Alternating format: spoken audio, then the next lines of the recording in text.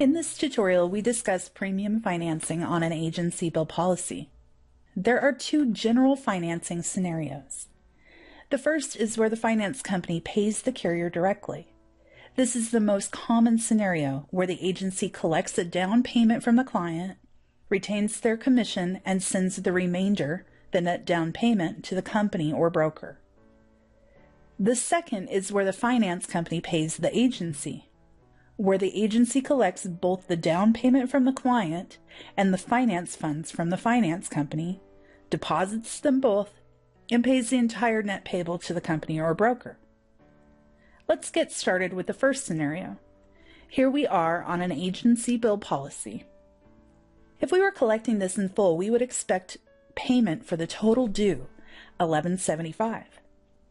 Let's suppose that in this case, our premium finance company is financing 3/4 of the pure premium, leaving us to collect 25% down plus fees and taxes. We want to reduce the total due to the amount the client owes our agency and at the same time reduce the amount the agency owes the company. We do this by entering a negative non-premium item. In non-premium items, we can use the insert key on the keyboard to get a new line and look through the types available in the dropdown. What I am looking for in the list is a finance credit. Since I do not have one available, I'm going to create it. Only supervisors will see this icon to set up non-premium items. When you click it, you will be able to add to your non-premium types by clicking the plus icon, typing the desired name in the name field, and in this case, selecting Company Payable from the Type dropdown. Click the check mark to save your new non-premium category. Click OK to close the setup window. Back on our blank non-premium items, we can now select Finance Credit as the type and enter a -$750 in the amount. We leave the finance and paid fields blank and click OK to save our changes.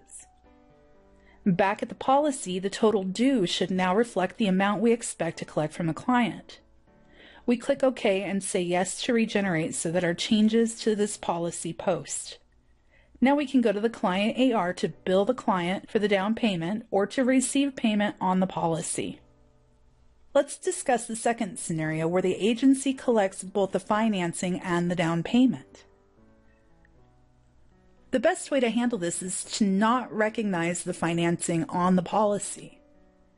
That way the entire amount is shown due on the client AR, and when you receive both the client payment and the finance company payment, you apply them the same way from the client AR and track by client what is still due. If you wish to bill your client for only the down payment, you can add a finance credit onto the invoice by clicking the plus icon.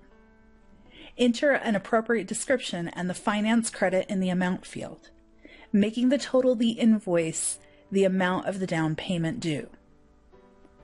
This is just an accommodation invoice and will not adjust the amount reflected due on the client AR. Take your payment as normal for both client and finance company payment.